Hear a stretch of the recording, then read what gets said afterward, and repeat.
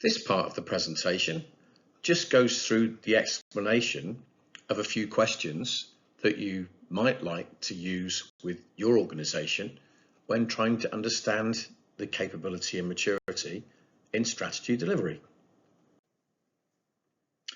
So we have a model for a strategic process, which you can read again in the big body of knowledge.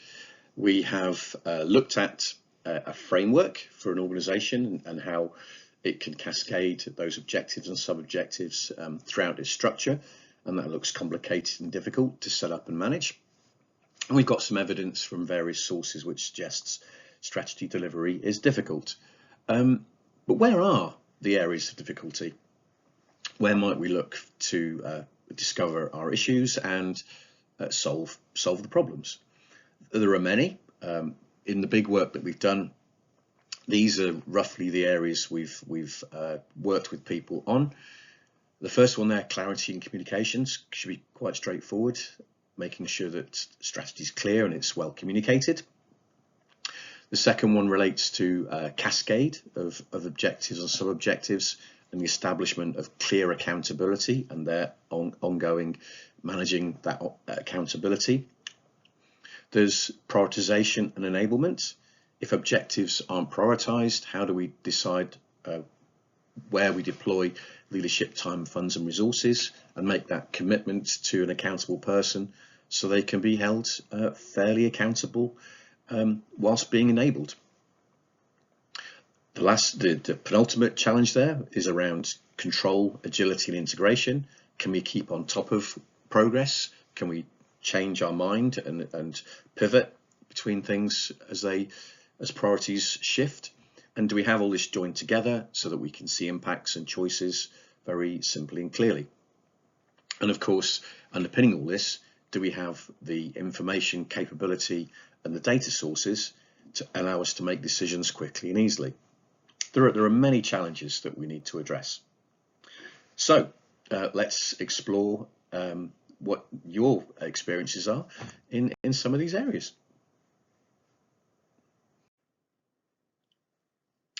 The first question we'd ask you to have a think about, therefore, is related to clarifying and communicating strategic objectives effectively.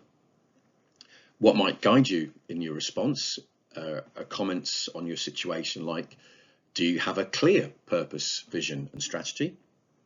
Is it accessible to everybody? Does everyone understand it?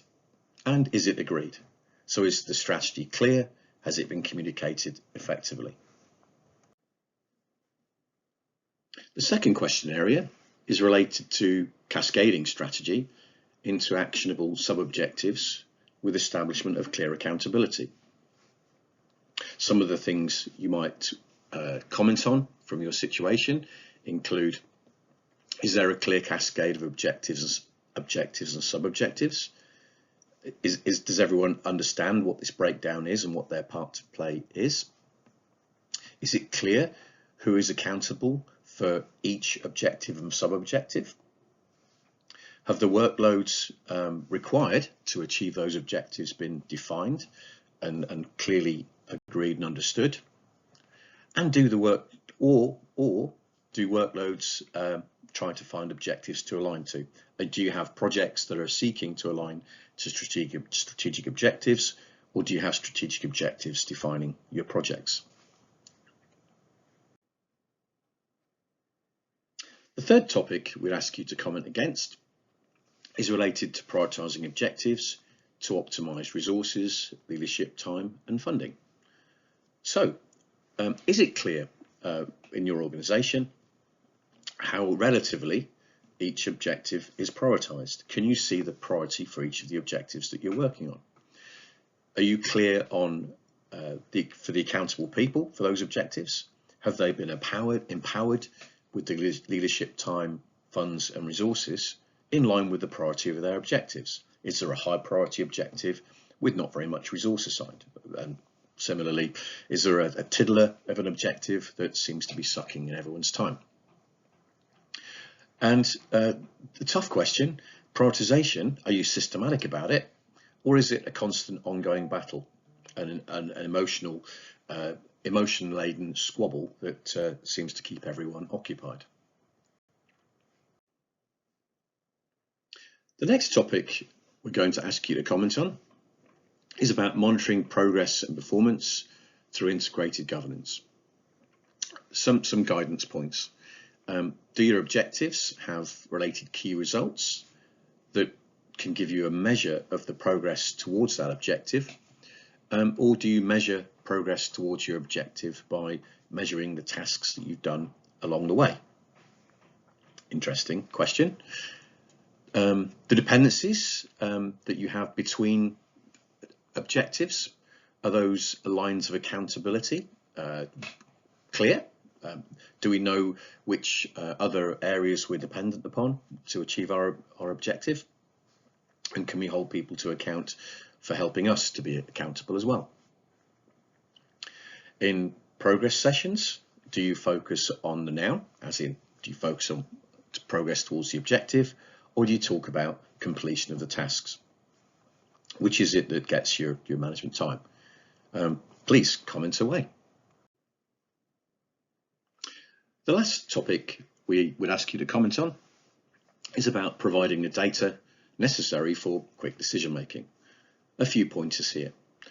Do you have a backbone for objectives, targets and all that stuff, beyond managing it through a cloud of documents that kind of describe it? Can you connect the key results that you achieve to that you're trying to measure in order to achieve to reliable data sources that give you confidence that progress is real? Do you have a common approach to tracking risks, actions, issues and decisions, and can you manage those easily and simply? Or do actions and decisions get lost and forgotten in malleable meeting minutes? What's your approach to managing KPIs? Do you have KPIs that look backwards and look at performance, or do you have indicators which give you a trend towards what your outturn is going to be? Do you manage the past or try to redirect and manage the future? With respect to helping accountable people to be accountable, do they have clear dashboards which help them focus on the objectives and key results that they're accountable for, and the risks, actions, issues and decisions that surround them? Or is everyone focused on task status and how much time is being spent? The questions we've outlined give you an introduction, give you some content to engage people with at a high level. Clearly, there's a lot more needed to properly engage an organisation. A lot of this we've already shared. So there's a presentation from last year which introduces the Big Readiness model. There's a link to that here. More detail on the Big Readiness model readily available as published by the Big CIC. There's a link to that here too. And a deeper dive on how to use the Readiness model and a sophisticated version of it. Please have a look at the third link.